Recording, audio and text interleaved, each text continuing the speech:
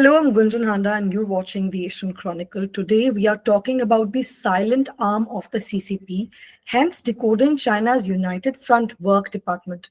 As China's global influence expands under Xi Jinping, understanding the mechanisms behind its outreach and influence operations, both within its borders and across the world, has never been more critical.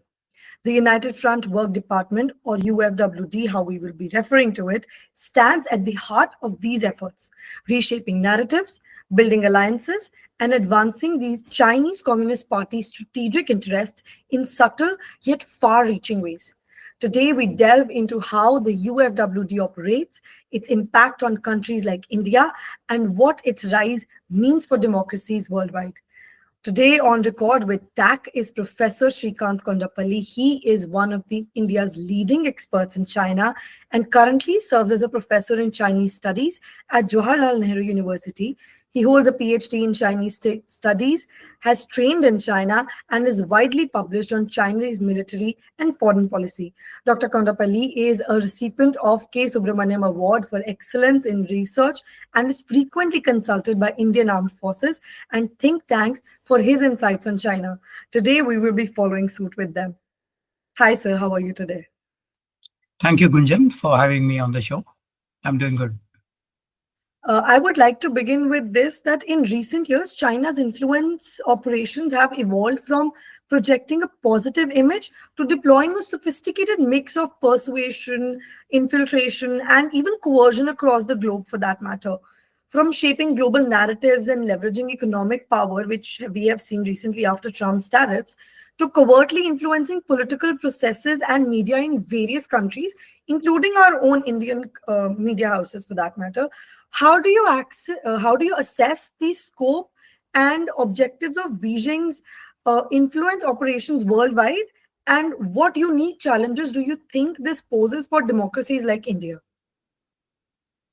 Well, as you know, China is the second largest economy in the world. Today, roughly about $19 trillion of GDP, compared to the American $24-25 trillion, and with India about $4 trillion. So that's rough comparison. So the Chinese appetite has increased substantially, and we see that the Chinese ambitions include now to what the 19th Communist Party Congress mentioned as occupying the center stage. In international relations, in political science, occupying the center stage would be basically acquiring hegemony. So they want to become number one. And so they have to replace the United States in order for their ambition to be fulfilled. Of course, the Chinese say these in very innocuous terms, not so directly that we want to be the hegemon, but they say that they want to occupy the center stage. In 2017, President Xi Jinping, addressing the 19th Communist Party Congress, mentioned about it. Also, he mentioned about the Chinese goal or objective of China rejuvenation and China dream. Now, from far away, these appear to be very attractive.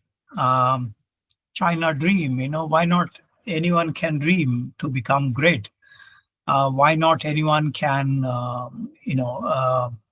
have rejuvenation, meaning here how to enhance the state power. So these are generally seen to be more positive rather than directly saying that we want to replace the United States as the global hegemon. So Chinese use these very innocently looking words, but there is a lot of baggage for these. For example, China rejuvenation is also linked to the irredentist claims. For instance, the Chinese think that in 19th century, the Tsarist Russians have occupied the Far Eastern regions, including Vladivostok, Khabarovsk, Siberia, all of those. They also think that the British Indian government had occupied the Trans-Himalayan regions, and so they want these lands to be recovered today. There is no connection between the Qing dynasty's imperial policies and today's Chinese Communist Party, which was born only in 1921. So there is no connection between the two. However, Chinese Communist Party says that they were the inheritors of the Qing dynasty, which is also surprising because Qing dynasty was not a Han dynasty, it is a Manchu dynasty. So the nationalist Chinese today try to readjust to the Manchu Qing dynasty acquisitions and say that they want those lands to be recovered. So a day before President Xi Jinping went to Moscow in 2023, the Ministry of Natural Resources of China incorporated Vladivostok into China by a Chinese name, like what they did to Arunachal Pradesh 3 times before in renaming the mountain names, place names, river names, or valley names, etc. in the Chinese media.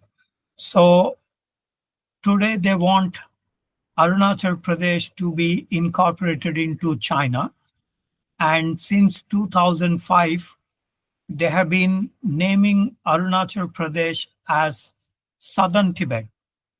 And in official documents, they mention this. And they criticize the Indian leaders' visits to Arunachal Pradesh. So they also claim 3.4 million square kilometers of South China Sea, 80% of that.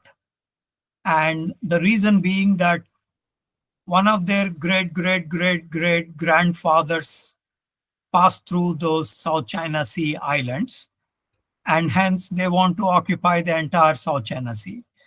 So these are irredentist claims, and under international law, that is not possible. However, China rejects the international law, and with its deadly nationalism, increases the claim on these areas that we just discussed.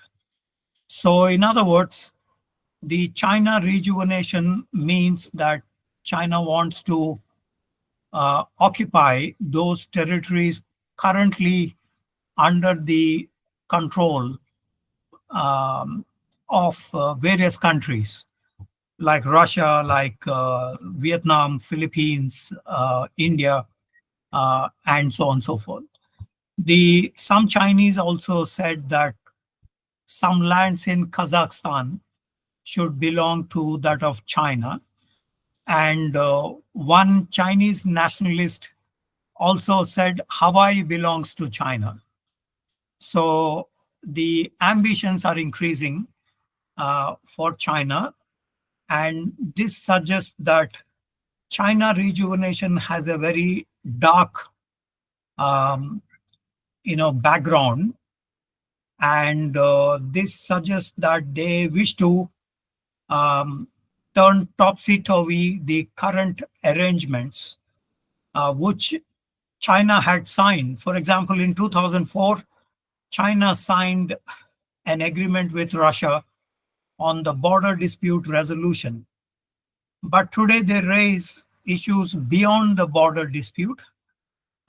and they claim some of these Siberian regions. So this is a new leadership that has come into power in 2012 and articulates such nationalist um, irredentist claims. So that creates a lot of problem for the neighbors, because they want to have stability, but these irredentist claims create a lot of uncertainty, and hence the problem of how do we see China rejuvenation.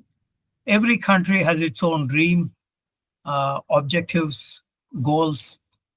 Yet the Chinese one is creating some ripples across the countries because of these irredentist claims. So today, China wants to um, pursue these, and so the influence operations are kind of conditioned by trying to change the opinion abroad and making the global audience a subject of the Chinese influence operations, and create an atmosphere where, number one, a doubt is created among the target audience. For instance, in Russia or in Kazakhstan or in India, the publicity propaganda is so much that the people in these countries start believing probably there is some truth in China's perspective. So that way they would have divided the communities, people across these territories for the goal of China rejuvenation. Even though it is for 2049, they make that preparation from now onwards to sow the seeds of a doubt among these countries and peoples and create conducive environment for China. Could you maybe elaborate on what you meant by it is a preparation for 2049 and not a present ideology? Even in the present, they pursue this, but the goal by 2049 is that China rejuvenation. Uh, Technically, they say socialist modernization, but we don't know what exactly is socialist modernization. They don't tell us what exactly are these, what are the implications for the rest of the world. We understand socialism, we understand modernization, but we don't understand what is the Chinese conception of socialist modernization. One, of course, they have 100 years of the establishment of the Communist Party. So, unlike the Communist parties across the globe, the Chinese Communist Party wants to be rejuvenated. So, there are about 98 million cadres controlling 1.4 billion people. That's about 7% of the people controlling the vast mass of the Chinese people, for which you require a lot of institutions, you require a lot of tactics, strategies to control these many people. So, one of the instruments, as Mao Zedong, the founding father of the People's Republic, once said, the magic weapons, three magic weapons. The first one is the PLA, the People's Liberation Army, which was established in 1927. And by 2027, they will celebrate 100th anniversary of the PLA. And one of the objectives of that is to occupy Taiwan by the 100th anniversary of the PLA. The second magic weapon is the Communist Party organizational skills. This is technically called as Leninist centralism in the Soviet Union practice, which the Chinese have imbibed. The third magic weapon is what you mentioned, as United Front Work Department. So these with these three magic weapons, China wants to fulfill its socialist modernization by 2049, which is the 100th anniversary of the People's Republic. So a long uh, planning is made by China at the 19th Communist Party Congress. So by 2021, they want to have a well off society um, objective by 2021, which is roughly the per capita income living standards of Europe. They said they met that objective in 2021 with the Communist Party's 100th anniversary. The second objective is 2035, whereby they would have built up the socialism um, and well off society with modernization. Um, and by 2049, socialist modernization. Um, so they also said they want to raise a world class military. A world class military would mean currently the United States has a world class military. By 2049, the Chinese want to have a world class military. Technically, a world class military means that from point A to point B, the military should have been mobilized and fulfilled their objective and returned back home. Um, for example, point A could be Beijing, and point B could be, say, New York. So in 6 hours' time, they should have fulfilled the job and come back home after these objectives are met. So they want to raise that kind of a military by 2049. Already, China has the largest navy in the world. It's not the United States Navy. It is China which has the largest navy in terms of quantity, in terms of numbers. And they also want to have the best of the Air Force, best of the rapid response forces, and other military assets. This is in order to fulfill the national rejuvenation.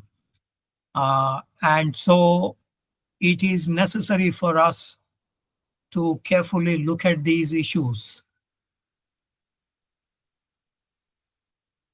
I want to continue asking about we've been talking about Chinese expansionism and how China has been planning to quote unquote take over the world in a certain way in the next few years, say till 2049. I want to understand that at the helm of this is sitting Mr. Xi Jinping. Now, Chinese President Xi Jinping is in line of becoming what we can now call a dictator after becoming the president for the third time. Has the influence operations within China and outside to cater to this purpose? We do not know, but what Xi Jinping did was in March 2018, he changed the laws, and now there is no limit for the presidential, vice presidential terms. Under Deng Xiaoping, these were only twice that you can become president. But now that has been changed. So he probably wants to be life-term president, like Mao Zedong um, and other leaders before, the first generation of leaders. Xi Jinping belongs to the fifth generation, and the previous generations between second to fifth observed the term limits, 2 terms for the president post, for the general secretary post, for the chairman of the Central Military Commission, and other crucial posts of the party and state. However, Xi Jinping doesn't want that kind of a limit to his authority. And so, this is a new thing that has happened in recent times, about 7 years ago. And this suggests that the rules of the game will be changed in China. And we see that for the Central Military Commission chairman position, there are no limits. General Secretary of the Communist Party, there is no limit as such. But President Xi wants to amass all powers in his hands. And one Australian scholar, Jeremy Baume, mentioned once that Xi Jinping is chairman for everything. So he is chairman for nearly 12 crucial posts in China. And this suggests that the amassing of powers is required to usher China into socialist modernization. Obviously, President Xi is not a god, so he will probably will not last till 2049. He's already 69 years old now. And so there is no possibility of, as a human being, it is not possible. So he had preponed the 2049, some of the objectives to 2035. So possibly he wants to live that long. And so he wants to probably fulfill those objectives that I just mentioned before. Now, you mentioned dictatorship. China does have some freedoms.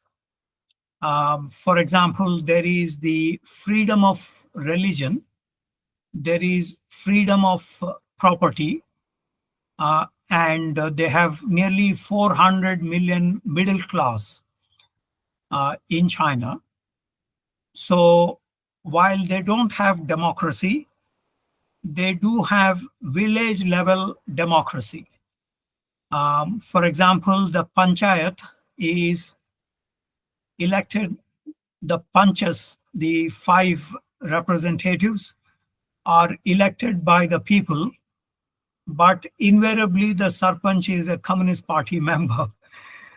So thereby the objective of democracy, free and fair election, that is defeated. But So in it's any case, the Communist Party is not located at the village. It is located at a county level, right. like our tehsil. Yeah, you are saying something. So it's more like a virtual democracy than an actual meaning of it. It just looks like a democracy on a village level, but is not really in line with any and all of the liberties that a democracy allows you. Exactly. Even at the village level, mostly propertied persons, they get elected because of the money power. So it is not a barometer anyway to look at the Chinese political system. Um, China's Communist Party is trying to adopt some of the social democrats' views in Europe, like Karl Kautsky, Rosa Luxemburg, and others. But that is still not enough. They have not experimented with power sharing by the Communist Party with other political organizations. Most of these are banned, but there is a possibility for some of these to emerge. Um, in India, we have 59,000 trade unions. China has one single trade union, and they negotiate the wage labor. And most American companies, Japanese companies, Korean companies, Taiwanese companies, European companies went to China because there is a hire and fire in China labor market. In India, we don't have a hire and fire. Um, Public sector, organized sector, they cannot fire any worker, any employee in India. Um, in capitalist India. But in socialist China, you can fire anybody. So this is the kind of control they have over various walks of life. Um, Freedom of religion, freedom of property is also not absolute. So there are some restrictions. But having said that, they do have limited freedoms in China. So this brings me to my next question, which is more specific to the topic we started with. That how do you define the United Front Work Department in context of CCP's political strategy, and what distinguishes it from other CCP organs like Ministry of State Security and so on? Yeah, as I mentioned before, the United Front Work Department is a magic weapon. And this is basically targeting the non-communist party members, non-communist party people. So, which means basically, as I mentioned before, there are just about 98 million cadres, but there are 1.39 billion people who don't have the party membership. And so these are targeted for the stability of the Communist Party. Um, so these United Front Work Department units, they try to convert the non-party members towards the Communist Party and towards the perspective and ideology of the Communist Party. So their primary target is non-Communist Party people. These could be commoners, these could be business groups, these could be um, religious groups, these could be students, professionals, and others. In 1993, Jiang Zemin, the previous president, introduced a company law which says that any organization in China which employs more than 7 people should have a Communist Party cell. Um, how many of you work in your unit, Gunjan? Sorry. We are a group of 7 to 8 people as of now on the edit team. So you qualify to become a Communist Party, hosting a Communist Party cell in your unit if you are in China. So it is a thumb rule that all units which have more than 7 people should have a Communist Party cell. And nearly 73% of private businesses in China has a Communist Party cell. Is that to make sure that there is some influence from the Communist Party in every group, even if it is like as small as 7 people? Is it simply to garner that push and garner that support from within every circle and ensure that nobody is rebelling against them? Exactly. So their primary focus would be on the objectives of the Communist Party that are mentioned every 5 years in the Communist Party National Congress, such as the October 2022, where the 20th Communist Party Congress was held in Beijing. So these objectives have to be disseminated to the non-Communist Party people, like in a company. Not all the rest of six people in that unit or more will be Communist Party members, but they need to listen to the Communist Party's objectives. Of course, the Communist Party member or the party cell in that unit is not selling Marxism, Leninism, Mao Zedong thought, Deng Xiaoping theory, Jiang Zemin's three represents Hu Jintao's scientific development and harmonious world, and Xi Jinping's socialism with Chinese characteristics under the new era. I mean, these are the things that were mentioned in the party constitution. So, ordinary people don't rattle all these. However, they keep an eye on the non party members. And the effort is not basically brainwashing, but to also keep the flock together under the National Communist Party objectives. So these party units are important to disseminate the party's influence as well as hold over the non-party citizens.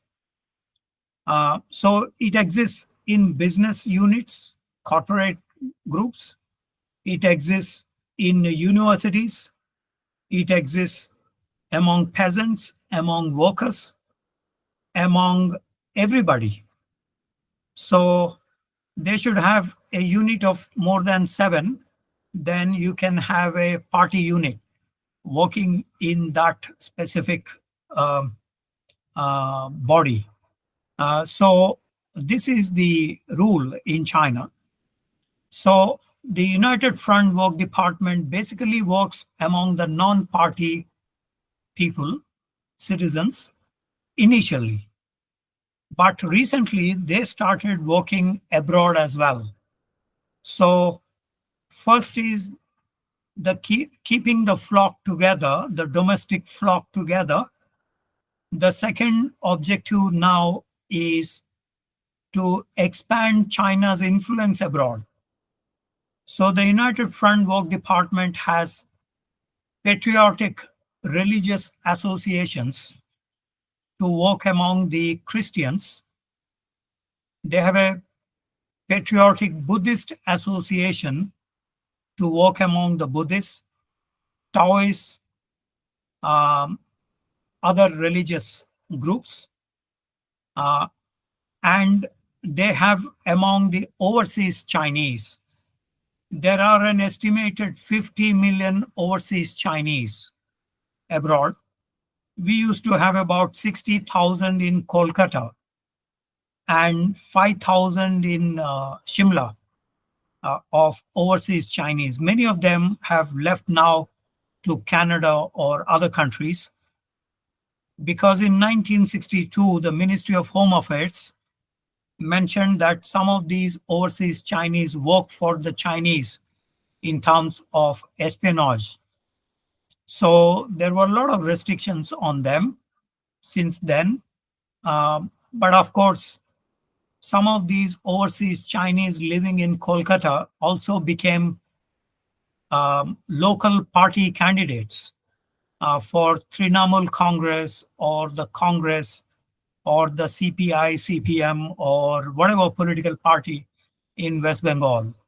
I do not know about Shimla because there are very few, 5,000 people basically in leather, tanning, dentistry, and other occupations. But the overseas Chinese presence in Southeast Asia is pretty large, the number one in terms of the numbers. Also in United States, Canada, Europe, Africa recently, and South America. So the overseas Chinese are basic targets here by the United Front Work Department. Also the Chinese students and professionals who work abroad, who study abroad. So they want to keep their flock together by controlling these overseas Chinese or students studying abroad. Um, so they have some 16 or 17 police stations abroad, which is quite strange because a police station is a domestic, not an external, not an international. But they have set up these 17, 18 police stations, and they keep a watch on the Chinese students. They also keep a watch on Hong Kong residents because since 1997, Hong Kong was taken back by China, Macau as well.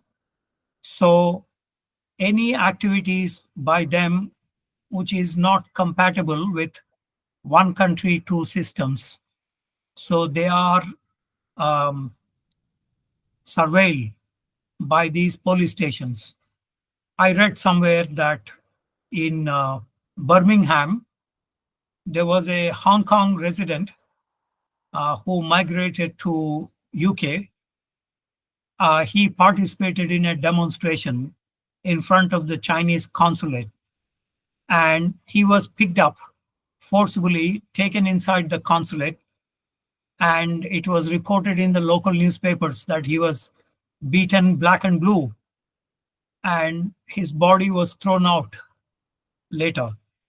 Um, so the local newspapers suggested that the police station in this consulate was um, trying to control the people from Hong Kong or the Chinese students. There are also in newspapers we come across these police stations acting on the Chinese students studying in the United States, Canada, or other places.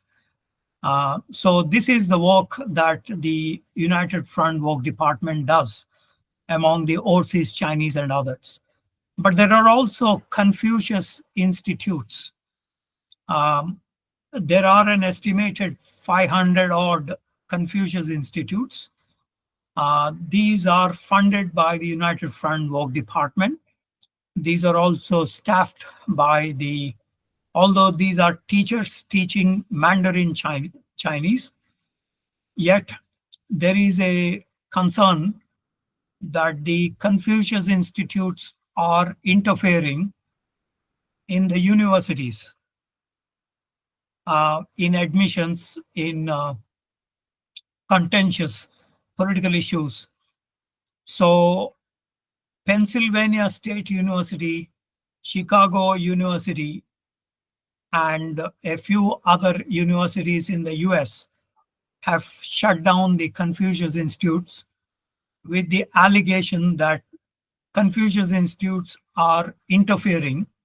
They fly the Chinese flag on these campuses and are involved in admission process by recruiting more Chinese in these universities.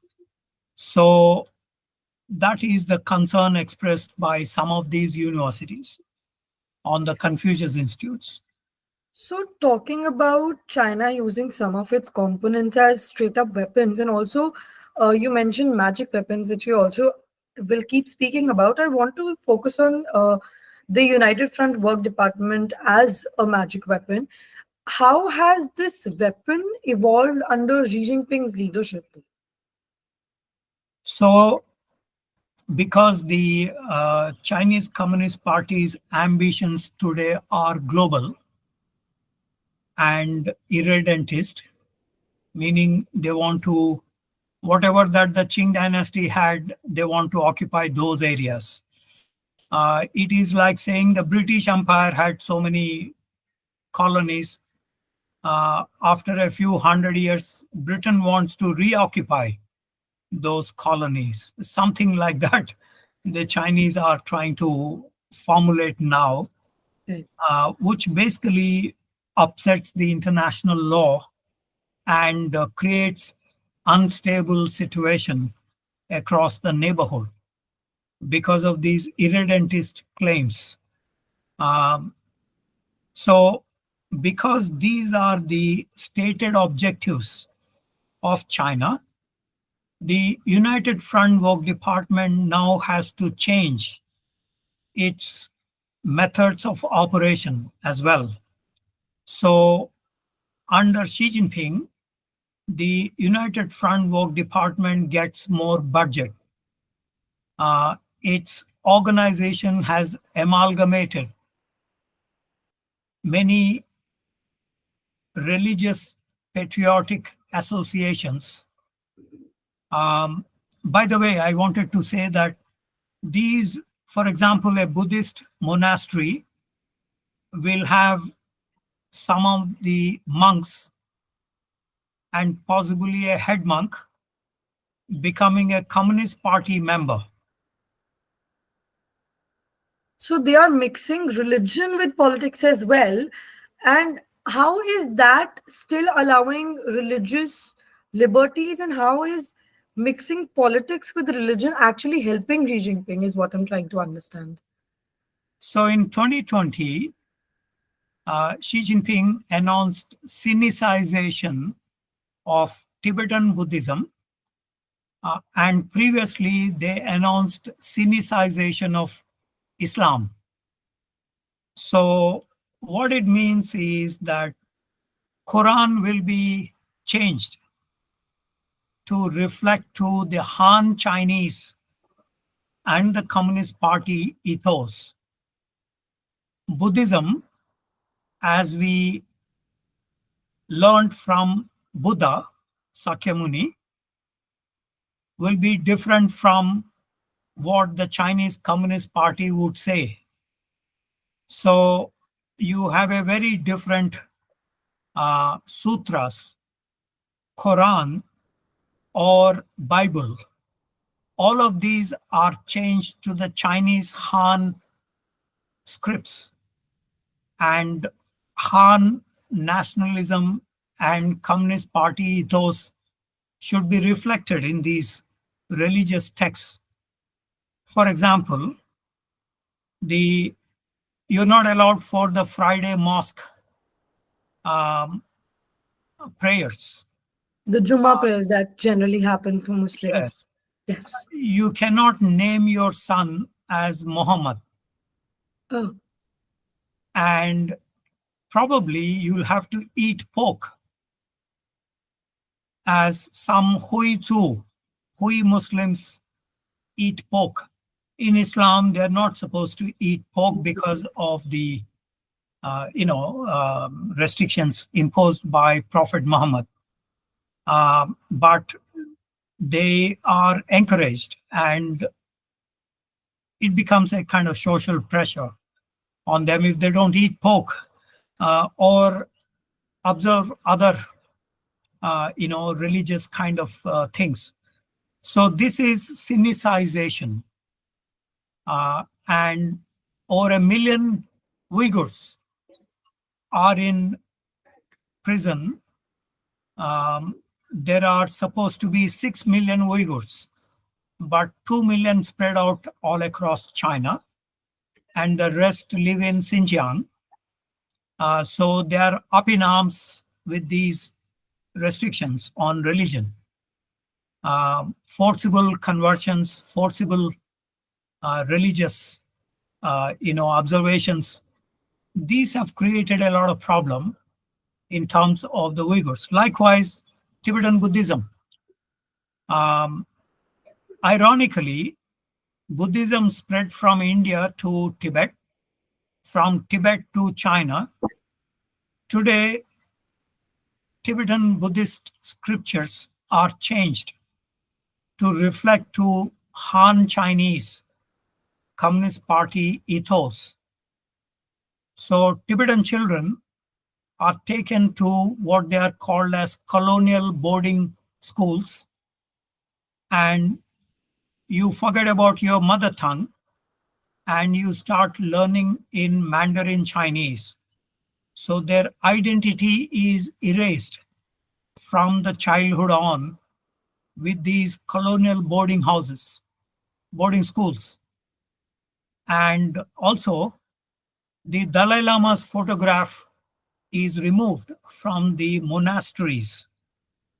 So other restrictions also have a major role there. Yeah. So, aren't all of these restrictions also hinting closely at the idea that in the previous question that I asked, the whole dictatorship for Xi Jinping coming to reality and not just a virtual idea, and how manipulating religious texts has always been a part of any and all quote unquote good dictators that have been around. When I say good dictator, I mean good as a dictator, but not for the country particularly.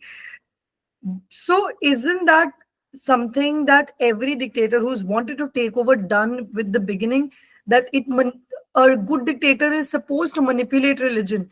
Isn't this Xi Jinping setting a stage for the same?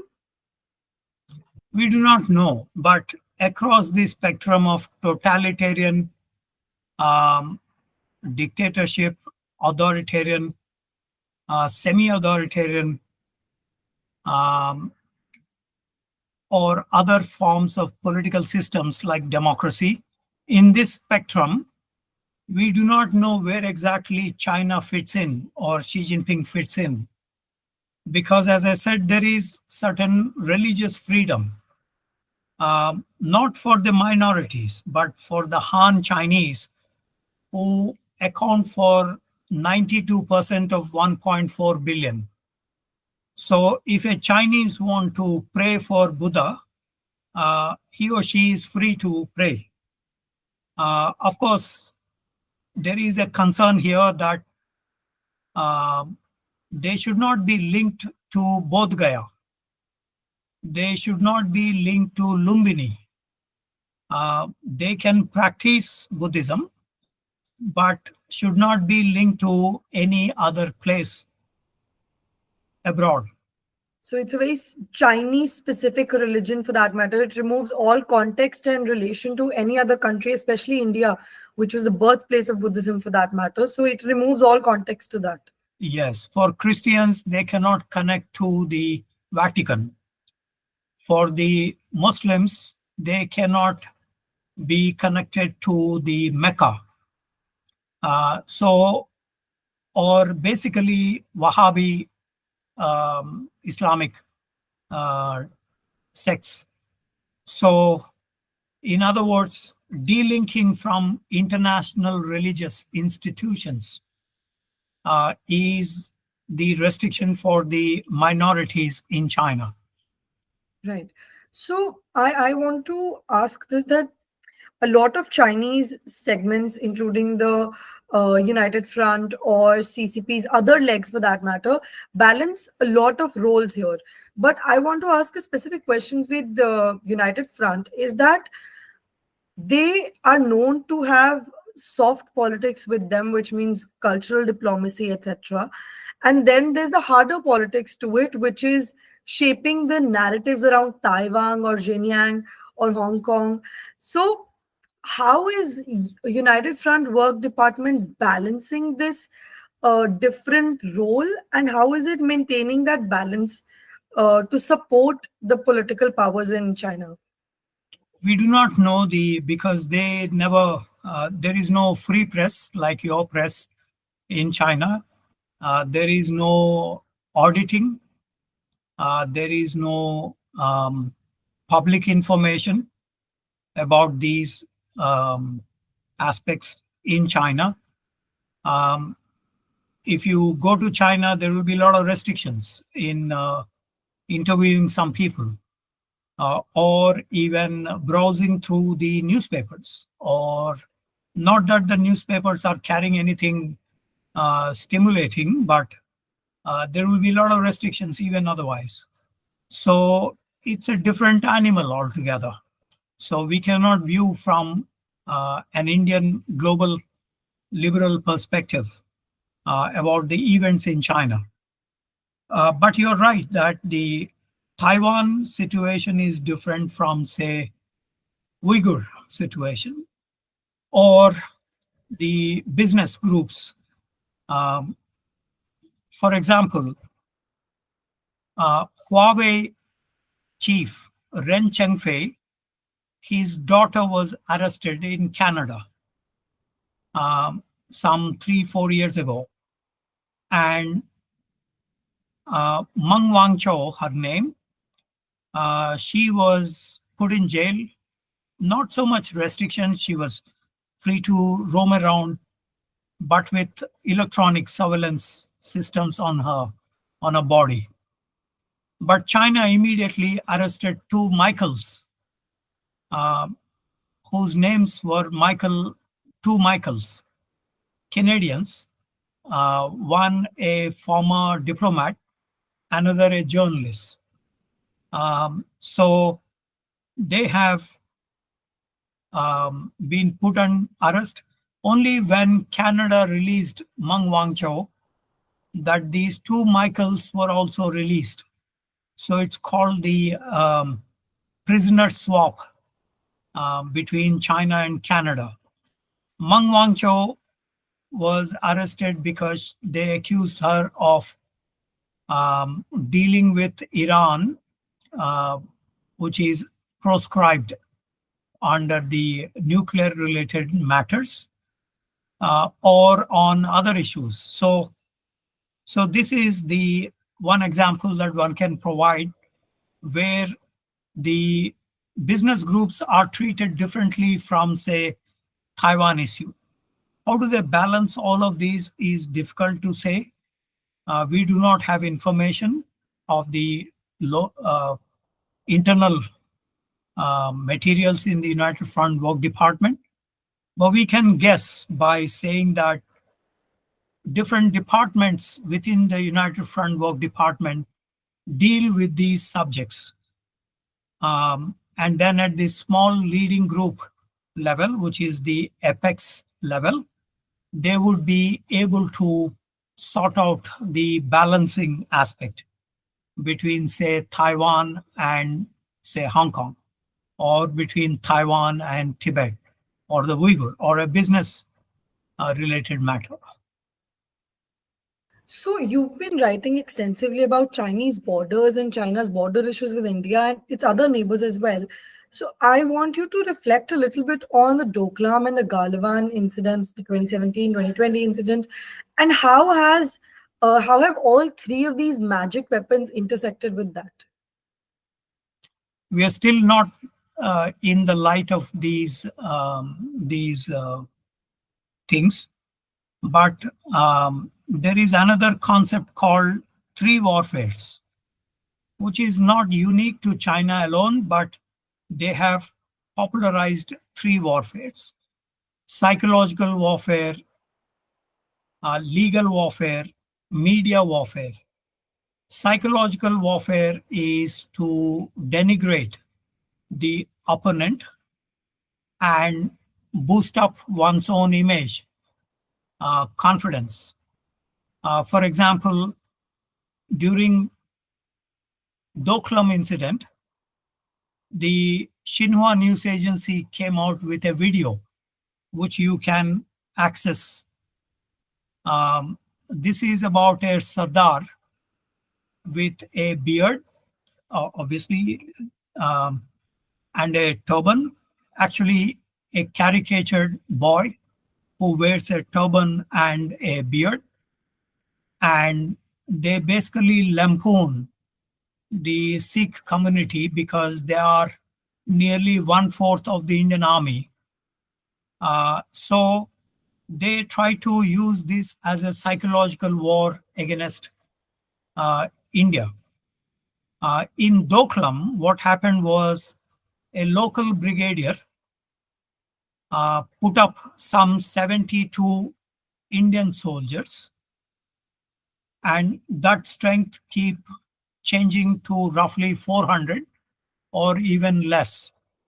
Because the Chinese side had mobilized those many number of soldiers in Doklam in 2017. So a local brigadier selected soldiers who are nearly 7 feet tall, while the Chinese were just about 5 feet something. So the Chinese psychological warfare did not materialize.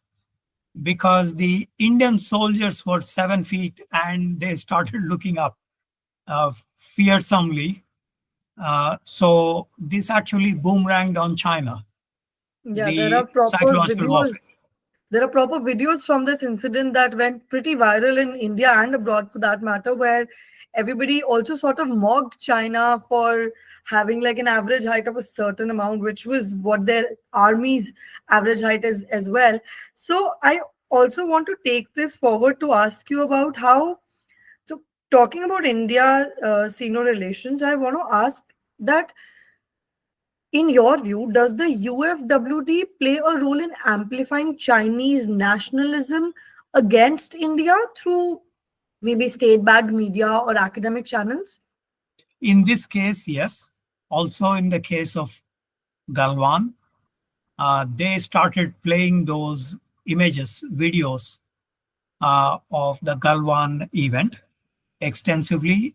And Chi Fapao, who was one of the commanders in this in the PLA unit, he was invited to the 20th Communist Party Congress, and he was praised in the Congress. For those who are dead, the Chinese announced that there were 4 soldiers who passed away in this conflict, and 3 journalists, Chinese journalists, who questioned this figure of 4, were all arrested by China. And there are various estimates of Chinese casualties. Some mentioned 120 casualties on the Chinese side. Some mentioned 45 casualties, but the Chinese official claim is 4 casualties. So when you look at those videos, these were highly nationalist in orientation. So nationalism is one of the objectives. But in Galwan, when we compared with Doklam, in Doklam, they have a very heavy presence of the media coverage. So media warfare and psychological and legal warfare was very extensive during the Doklam. In Galwan, it wasn't in comparison. It wasn't much of these 3 warfares played up. So I want to continue asking about the India-Sino relationships, and I want to understand that what strategies can and should India adopt to mitigate these operations without escalating tensions any further? And is maybe economic decoupling a possible solution? So in terms of solutions, we last October 21st, uh, there was an agreement for disengagement and patrolling, but we have not seen full normalization on the border in Ladakh, Aksai Chin regions. We have not seen, for example, de-escalation. We have not seen de-induction of troops. So we are still mobilized heavily in the border areas. So full normalization has not happened yet, despite nearly 6 months of the last year's announcement. So we have to adopt more strategies. One, of course, is since the Chinese have not demobilized, both troops as well as equipment, we need to keep the border with the troops as well as equipment. We need to enhance our conventional and nuclear deterrence capabilities. Number one. Number two, we have opened up nearly 44 strategic roads in the border areas. We need to complete the process of infrastructure development, but we also should have a plan B for the local citizens' welfare. We have initiated Vibrant Village campaign, but that needs to be intensified because China has already completed the Well-Off Society Village campaign of establishing 628 villages in the line of actual control areas. Thirdly, we should also have um, the CBMs to be renegotiated, and we should also focus on Indian Ocean, which is where much of the commerce passes through, and also other measures which the government of India has already begun in these. So,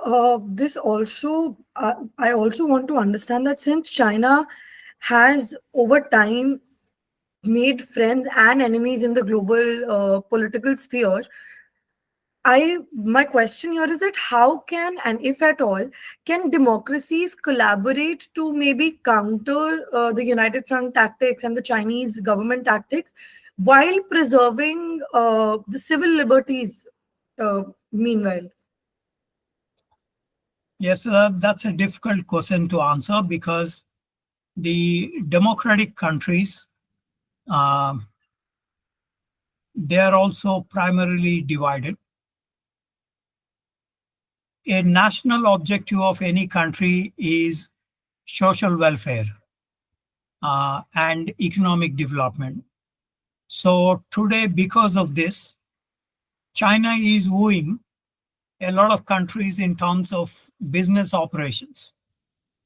For example, despite the tariff wars since April 2nd, we do see a lot of economic interdependence between Europe and China, US and China, Canada, China, Japan, China, Korea, China, Taiwan, China, ASEAN, China, India, China. Despite the Galwan, our trade has increased, which is currently about $138 billion. So, because these democratic countries prioritized economic issues, so there is a problem here of the China policy. Do you satisfy your business interests or do you satisfy your strategic interests? So there is a dilemma, and China tried to find a way of dividing the democracies. For instance, the European Union decided that they want to, um, they have a cooperation and competition, as well as considering China as a systemic rival. United States also decided about the strategic competition with China. Nevertheless, they also compromise on the economic issues with China. So it is a little bit complex in terms of the democratic countries, their focus on China. It is divided. Democratic countries are divided. So, talking about multilateral instances and multilateral interference with this, could UFW's activities and China's plan forward inadvertently strengthen Quad alliances or push India closer to US? Galwan incident was an inflection point in this, and the border related um, conflict. We have had 1962, 1967 Jalapala, and 1975 Tulungla in Arunachal Pradesh, Daulat Beg Oldi incident in 2000, 1987 Samdurongchu incident. We also have the Chumar incident in 2014 in Himachal Uttaranchal borders with Tibet. We also, as you mentioned, Doklam, Galwan. So all of these suggested to us that we need to have friends and allies in the international system. And while the United States did not make any explicit assurances for India, both in Doklam and in Galwan, there was no assurance from the United States. Nevertheless, they supplied what we wanted in terms of military equipment, because possibly they were conscious of their relations with China, which is very deep. US-China relations, nearly $600 billion of trade and so much of investment in China. So probably they do not want to upset that kind of a relationship. But they did provide us with military equipment like C-130Js, like the light artillery, like the Predator drones, or other equipment, electronic warfare equipment. They did provide, but they did not provide any political support to India. So India, by seeing all this, is also cautious to what extent other countries can support us. So it's a nuanced approach that India follows. So this brings us to the end of our today's episode of On Record with TAC. And as China emerges as a new power in the global game and influences the new world order, this conversation today allowed us to understand it on a deeper level and paints a slightly clearer picture of what China has in store for the world and for its own nationals. Thank you so much for speaking to us today, sir. It was a pleasure having you with us. Thank you, Gunjan.